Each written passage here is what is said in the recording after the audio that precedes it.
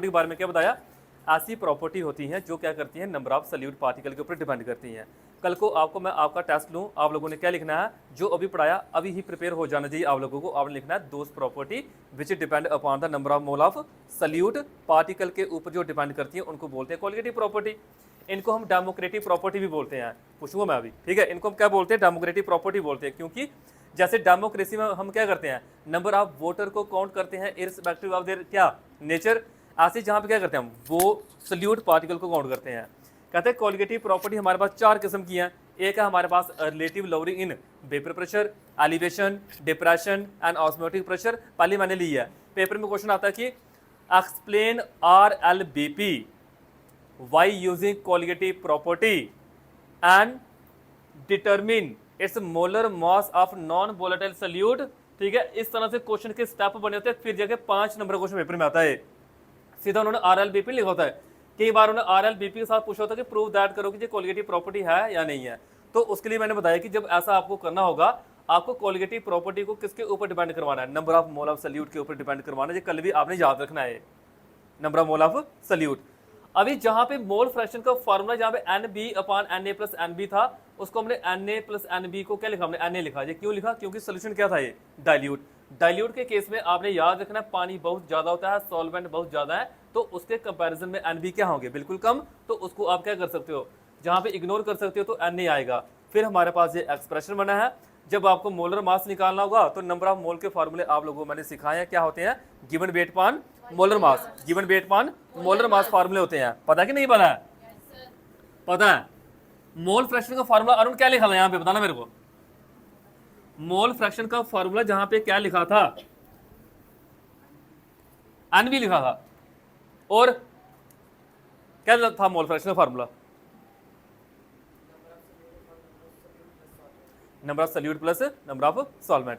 देखो फिजिक्स में मैंने क्या बताया, एक न्यूमेरिकल लेके बता देता हूँ फिजिक्स में क्या समझाया आपको। मान लो एक मैंने जहां पे लिया था, क्या लिया था आपको, 8P, ठीक है।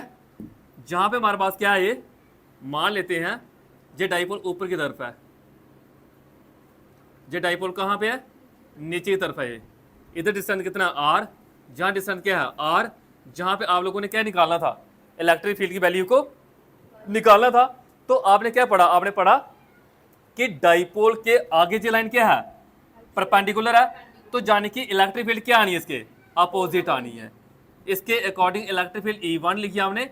और इक्वेटोरियल का फार्मूला क्या पढ़ा आप लोगों ने, मान बता सकती है क्या पढ़ा हमने, इक्वेटोरियल का फार्मूला, इक्वेटोरियल का फार्मूला था के, याद करने होते क्लास में, अभी प्रिपेयर करने होते हैं, के P अपॉन R, वो था हमारे पास 8P लिखना था हमने यहाँ पे, अपान में R कितना है, वो 2R का क्यूब लिखा हमने, क्योंकि R और R क्या है, 2R, तो ये कितना है 8, तो ये आपने लिखा 8P अपान 8R क्यूब, 8 8 कैंसिल हो तो KP पान क्या आया, R क्यूब। उसके बाद जब आपने देखा कि इस वाले पॉइंट पे यानी कि इलेक्ट्रिक फील्ड की इंटेंसिटी इसकी वजह से, इस डाइपोल की वजह से जब निकालनी होगी, तो आप बोलोगे ये क्या आएगी, ये आएगी हमारे पास कितनी, ये जहां पे, तो ये कहाँ आएगा, अपोजिट। लिखोगे इक्वेटोरियल का फॉर्मूला E2 KP अपान R क्यूब। इसका आंसर भी सेम है, इसका आंसर भी सेम है, दोनों एक लाइन के ऊपर है। तो नेट इलेक्ट्रिक फील्ड की वैल्यू कितनी लिखी हमने, 0 लिखी थी हमने, क्या लिखी थी, 0। ऐसा ही न्यूमेरिकल मैंने एक और करवाया आपको, मैंने कौन सा न्यूमेरिकल करवाया, मैंने आपको सेम, मैंने आपको न्यूमेरिकल करवाया कि इसको सॉल्व कर देता हूँ। मैंने आपको बोला भाई क्या करते हैं, अभी इस बार ना आप इस डाइपोल को ऐसे ले लो। जब आपने इस बार इस डाइपोल को ऐसे लिया, आपने देखा कि इसकी वजह से इलेक्ट्रिक फील्ड इधर कितनी आ रही है, इनवर्ड आ रही है, A इक्वल टू कितना 8K P upon R cube, क्योंकि इसको डायरेक्ट लिख दिया अभी हमने, था ना वो 8 और 8 क्या हुआ, कैंसिल, डायरेक्ट कर दिया। आप लोग एक्सियल लाइन की वजह सर क्या आएगी, तो उसके लिए मैंने बताया आपको, इसको E2 लेट कर लो, वो आएगी हमारे पास K2P R cube, 2P upon R cube formula होता है एक्सियल लाइन का। मैंने बोला आपको कि इसका हमने क्या निकालना है, रिजल्ट निकालना है। तो उस रिजल्ट को निकालने के लिए आपने क्या किया, आपने बोला रिजल्ट निकालने का फॉर्मूला हमारे पास होता है, हम क्या करते हैं, रूट करते हैं, E1 का स्केयर करते हैं, E2 का स्केयर करते हैं, प्लस क्या आता है हमारे पास मानवी, प्लस आता है 2 E1 E2 कॉस थीटा, जहां थीटा कितना है 90 डिग्री, तो कॉस 90 होता है 0। तो जाने कि हमने क्या किया, E1 और E2 की वैल्यू को क्या किया, हमने पुट किया। E1 E2 की वैल्यू पुट करके जो कॉमन आता है कॉमन निकाल लिया हमने।